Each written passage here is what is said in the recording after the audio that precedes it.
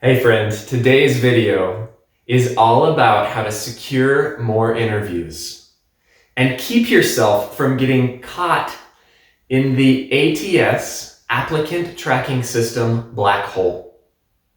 This is something you may not know is even happening.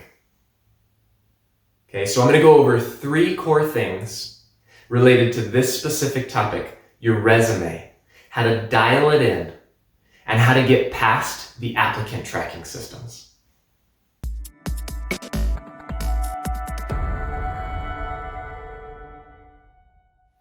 Let's dive into those 3 components. The first, what is an applicant tracking system, Ryan? What the heck are you even talking about? Okay, here's the thing. 99% of Fortune 500 companies these days are using applicant tracking systems to screen your resume, your application when you send it in. So what you have is you have a computer seeing your resume before a person ever does. And think about the numbers here. If you have a company like the Fortune 500 company I work for, the recruiters take on between 20 and 45 requisitions. Each of those requisitions might get up to 200 people that apply to that rec, right? We have a pretty highly visible organization. So think about that. What did I say? 20 to 45, 100 to 200. So the math, 2,000 to, oh gosh, my math, 45 on 200, 9,000 resumes that one person is supposed to look through to fill those 45 recs? It's not going to happen. Okay, so an applicant tracking system steps in, it reviews those 100 to 200 resumes, it compares it to the job description, and it says, give me the keywords, are they in the resume? The computer is deciding whether you're good enough, based on what you put in front of it, the resume, to be put forward as the 10, 15, 20 people that the recruiter is actually ever going to see their resume. This is how it works in larger organizations. This is how it works in organizations that are simply being prudent about how to get what they would call the best candidate in front of the recruiter. It just makes sense. So knowing that, you need to have a resume.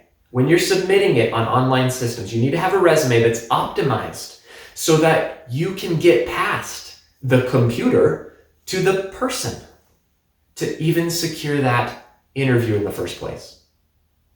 Right? I recently ran a survey on LinkedIn. I had about 1,600 people that responded to it.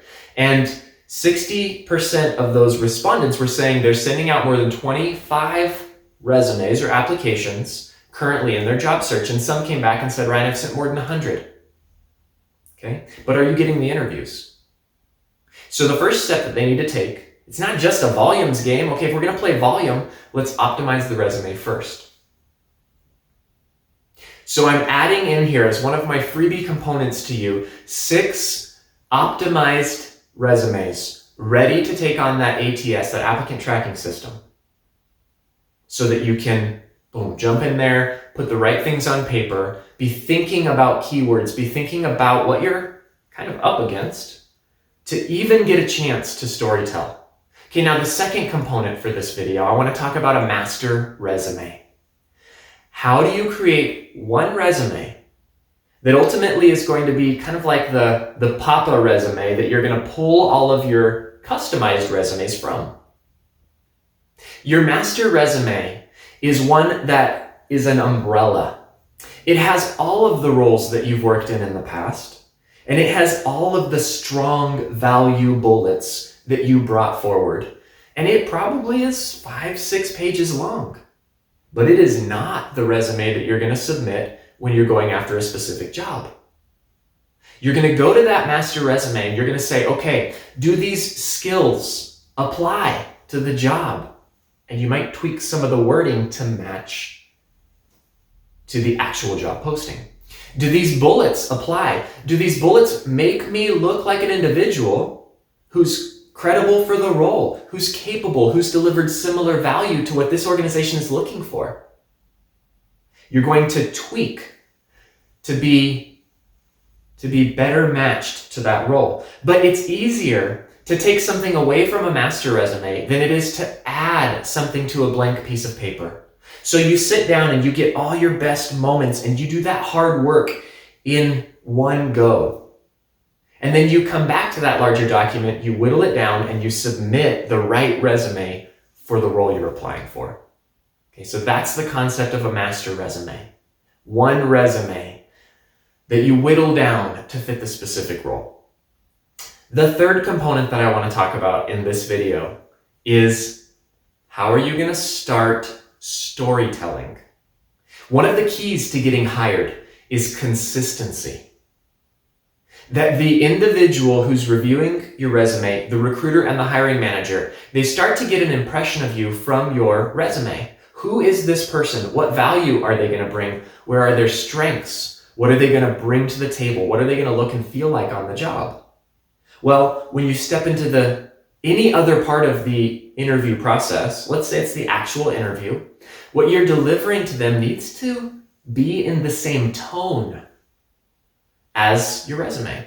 They decided to talk to you based upon what your resume said. So what you're going to become, to be successful, to increase your odds of getting the interview, is you're going to become a storyteller in your resume, right? So your bullets will start to talk about your greatest value. In this role as an application software designer, what were the 3 things where you delivered the biggest bang back to the company? And describe in each of the bullets the situation, the actions you took, and the numerical results that you delivered. Okay? These 3 components, getting past the applicant tracking system, getting that resume, that master resume dialed in so that it's easy for you to apply to roles, and then becoming a storyteller from out of the gate with your resume. These are going to improve your odds of landing an interview. Thank you for letting me invest today in your job search. I can't wait to speak with you again.